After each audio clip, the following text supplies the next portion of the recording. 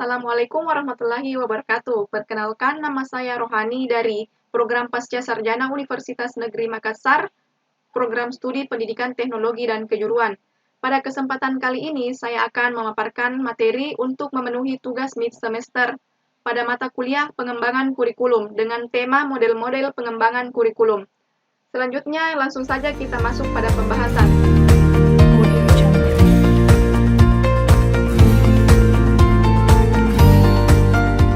Nah, selanjutnya kita langsung saja masuk pada pembahasan pertama, yaitu kurikulum.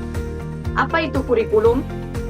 Seperti yang kita lihat pada layar ini, berdasarkan Undang-Undang Nomor 20 Tahun 2003, kurikulum terdiri dari beberapa kata kunci, yaitu yang pertama pengaturan, kedua tujuan, ketiga isi, keempat bahan ajar, kelima cara, keenam pedoman, dan yang terakhir pendidikan tertentu. Dari kata kunci ini, kita bisa simpulkan bahwa kurikulum itu adalah seperangkat rencana dan pengaturan mengenai tujuan, isi, dan bahan pelajaran serta cara yang digunakan sebagai pedoman penyelenggaraan kegiatan pembelajaran untuk mencapai tujuan pendidikan tertentu. Nah, langsung saja kita masuk pada pembahasan pertama, yaitu tentang kurikulum. Apa itu kurikulum? Kurikulum berdasarkan Undang-Undang Nomor 20 Tahun 2003 terdiri dari 7 kata kunci. Yang pertama itu pengaturan, kedua tujuan, ketiga isi, keempat bahan ajar, kelima cara, keenam pedoman, dan yang terakhir pendidikan tertentu. Berdasarkan kata kunci yang ada, dapat disimpulkan bahwa pengertian kurikulum berdasarkan Undang-Undang Nomor 20 Tahun 2003 ialah seperangkat rencana dan pengaturan mengenai tujuan, isi dan bahan pelajaran serta cara yang digunakan sebagai pedoman penyelenggaraan kegiatan pembelajaran untuk mencapai tujuan pendidikan tertentu. Adapun pengertian kurikulum berdasarkan pendapat ahli, menurut Profesor Dr. S. Nasution dalam bukunya yang bertajuk Kurikulum dan Pengajaran, beliau menyatakan bahwa kurikulum adalah serangkaian rencana yang disusun demi melancarkan proses belajar mengajar. Rencana tersebut dilakukan di bawah bimbingan dan tanggung jawab lembaga pendidikan dan para pengajar di lembaga tersebut. Menurut Dr. Haji Nana Sujana, kurikulum dalam bukunya yang berjudul Pembinaan dan Pengembangan Kurikulum di Sekolah. Beliau berpendapat bahwa kurikulum merupakan kumpulan niat dan harapan yang tertuang dalam bentuk program pendidikan yang mana dilaksanakan oleh guru di sekolah. Dapat disimpulkan bahwa kurikulum juga merupakan alat atau saran yang dirumuskan demi tercapainya tujuan pendidikan melalui proses pengajaran. Selanjutnya, tentang pengembangan kurikulum. Apa itu pengembangan kurikulum? Menurut Nana Syaodi Sukmadidata, kurikulum terdiri dari beberapa kata kunci. Yang pertama yaitu perencana, pelaksana, penilai, pengembang, landasan, isi, pedoman, serta kemampuan siswa. Dari kata kunci tersebut dapat kita tarik kesimpulan bahwa pengembangan kurikulum merupakan perencana, pelaksana, penilai, dan pengembang kurikulum sebenarnya.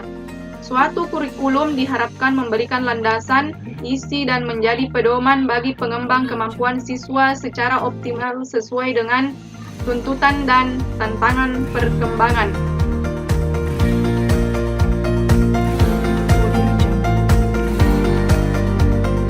Selanjutnya, pelaku pengembangan kurikulum. Pengembangan kurikulum dilakukan oleh dunia pendidikan sesuai dengan tuntutan dari perkembangan teknologi dan dinamika penduduk yang dilaksanakan oleh suatu lembaga pendidikan. Pengembangan kurikulum biasa dilakukan oleh pemerintah secara umum dan oleh suatu sekolah yang ingin meningkatkan mutu pada lembaga pendidikan itu sendiri.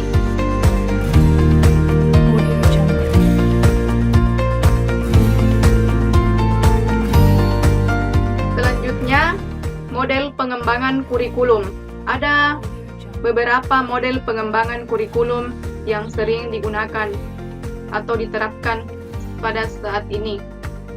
Yang pertama yaitu model Ralph Tyler, yang kedua model Zeiss, yang ketiga model Basecamp, yang keempat model Hilda-Taba, dan yang kelima model Seller dan Miller. Model Ralph Tyler adalah model yang paling dikenal bagi perkembangan kurikulum dengan perhatian khusus pada fase perencanaan. Dalam bukunya Basic Principle of Curriculum and Instruction, The Tyler Rationale, suatu proses pemilihan tujuan pendidikan dikenal luas dan dipraktekkan dalam lingkungan kurikulum. Walaupun Tyler mengajukan suatu model yang komprehensif bagi perkembangan kurikulum, bagian pertama dari model Tyler, pemilihan tujuan, mendapat banyak perhatian dari pendidik lain.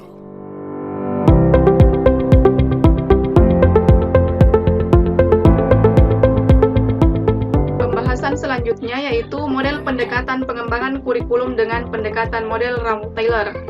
Menurut Tyler, model pengembangan kurikulum rasional lebih bersifat bagaimana merancang suatu kurikulum sesuai dengan tujuan dan misi suatu institusi pendidikan. Tahapan model pengembangan Ralph Tyler. Yang pertama yaitu menentukan tujuan pendidikan. Adapun tujuan pendidikan yaitu arah atau sasaran akhir yang harus dicapai dalam program pendidikan dan pembelajaran. Tujuan pendidikan di sini harus menggambarkan perilaku akhir setelah peserta didik mengikuti program pendidikan, sehingga tujuan tersebut harus dirumuskan secara jelas sampai pada rumusan tujuan khusus guna mempermudah pencapaian tujuan tersebut. Tahapan pengembangan Ralph Tyler dalam menentukan tujuan pendidikan, ada beberapa aspek yang harus dipertimbangkan sebagai sumber dalam penentuan tujuan pendidikan menurut Tyler.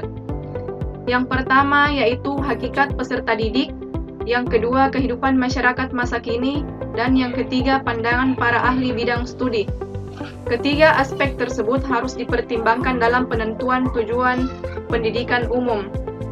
Penentuan tujuan pendidikan dengan berdasarkan masukan dari ketiga aspek tersebut selanjutnya difilter oleh nilai-nilai filosofis masyarakat dan filosofis pendidikan serta psikologi belajar. Ada 5 faktor yang menjadi arah penentuan tujuan pendidikan, yaitu yang pertama, pengembangan kemampuan berpikir, yang kedua, membantu memperoleh informasi, yang ketiga, pengembangan sikap kemasyarakatan, yang keempat, pengembangan minat peserta didik, dan yang kelima, pengembangan sikap sosial. Tahapan yang kedua, menentukan proses pembelajaran. Setelah menetapkan tujuan pendidikan, tahapan kedua yaitu menentukan proses pembelajaran. Proses pembelajaran apa yang paling cocok dilakukan untuk mencapai tujuan tersebut. Salah satu aspek yang harus diperhatikan dalam penentuan proses pembelajaran adalah persepsi dan latar belakang kemampuan peserta didik. Artinya, pengalaman yang sudah dimiliki siswa harus menjadi bahan pertimbangan dalam menentukan proses pembelajaran selanjutnya. Dalam proses pembelajaran akan terjadi interaksi antara peserta didik dengan lingkungan atau sumber belajar yang tujuannya untuk membentuk sikap, pengetahuan, dan keterampilan sehingga menjadi perilaku yang utuh. Nah, oleh karena itu, ketetapan dalam pemilihan proses pembelajaran sangat menentukan pencapaian tujuan yang telah ditetapkan. Tahapan yang ketiga yaitu menentukan organisasi pengalaman belajar. Setelah proses pembelajaran ditentukan, langkah selanjutnya ialah menentukan organisasi pengalaman belajar. Pengalaman belajar di dalamnya mencakup tahapan-tahapan belajar dan isi atau materi belajar, bahan yang harus dipelajari peserta didik, dan pengalaman belajar apa yang harus dilakukan pada organisasi, sedemikian rupa sehingga dapat memudahkan dalam pencapaian tujuan pendidikan. Kejelasan tujuan, materi belajar, dan proses pembelajaran serta urutan-urutan akan mempermudah untuk memperoleh gambaran tentang evaluasi pembelajaran apa yang sebaiknya digunakan. Pengorganisasian pengalaman belajar bisa dilakukan secara vertikal. maupun horizontal, serta memperhatikan aspek kesinambungan. Langkah selanjutnya atau tahapan yang keempat dalam pengembangan Ralph Taylor yaitu menentukan evaluasi pembelajaran. Menentukan jenis evaluasi apa yang cocok digunakan merupakan kegiatan akhir dari model Taylor. Jenis penilaian yang akan digunakan harus disesuaikan dengan jenis dan sifat dari tujuan pendidikan atau pembelajaran, materi pembelajaran, dan proses belajar yang telah ditetapkan sebelumnya.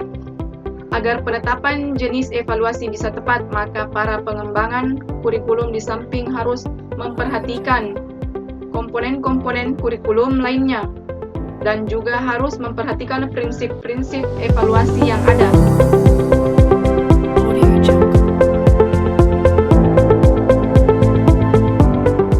Model ADI adalah salah satu model desain sistem pembelajaran yang memperlihatkan tahapan-tahapan dasar sistem pembelajaran yang sederhana dan mudah dipelajari. Pembahasan selanjutnya ialah model desain sistem pembelajaran ADI, di mana dalam model desain pembelajaran ADI itu terdiri dari A1 sampai A6. Dapat kita lihat di dalamnya terdapat analisis yang terdiri dari A1 yaitu analisis kebutuhan kompetensi, A2 mengidentifikasi analisis kompetensi industri, yang ketiga verifikasi kompetensi, dan yang keempat melakukan verifikasi tugas, A5 melakukan analisis standar, dan A6 menghasilkan standar kompetensi.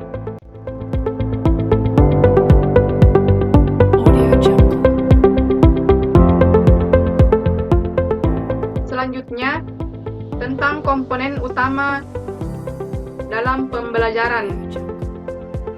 Ada beberapa komponen utama dalam pembelajaran, yaitu yang pertama tujuan pendidikan, yang kedua pembelajar atau peserta didik, yang ketiga strategi pembelajaran, dan yang keempat penilaian pembelajaran. Keempat komponen ini sangatlah berkaitan.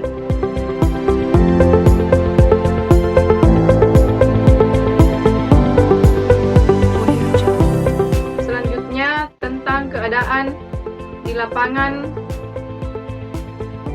yang terjadi saat ini, baik itu di sekolah maupun industri. Hasil observasi di sekolah dan industri. Berdasarkan hasil observasi yang saya lakukan di SMK Negeri 1 Goa, ada beberapa kompetensi yang diterapkan di sekolah pada bidang teknologi layanan jaringan. Yang pertama yaitu komunikasi data, sistem operasi jaringan, jaringan nirkabel, keamanan jaringan, dan troubleshooting jaringan. Berdasarkan wawancara yang kami lakukan di industri, tepatnya pada PT Telkom Indonesia, beberapa kompetensi yang dibutuhkan pada industri yaitu pada bidang desain, programming, networking, teknisi komputer, internet service provider atau ISP, administrator jaringan, data analitik, data security, dan big data.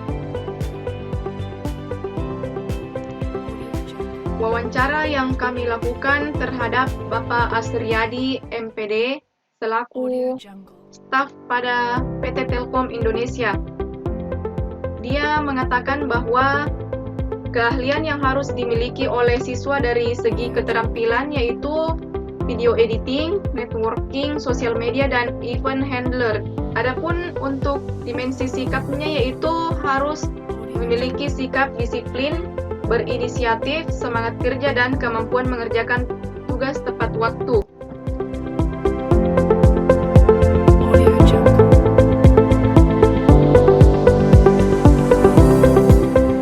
Selanjutnya, prediksi piramid pada bidang teknologi jaringan untuk 5-10 tahun ke depan.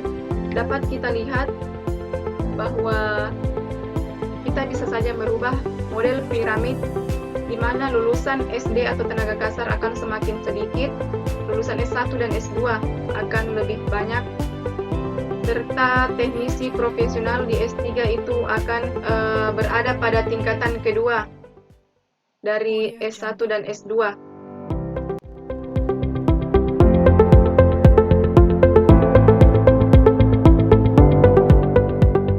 Ini adalah dokumentasi kami pada saat melakukan wawancara pada pihak sekolah dan pihak industri.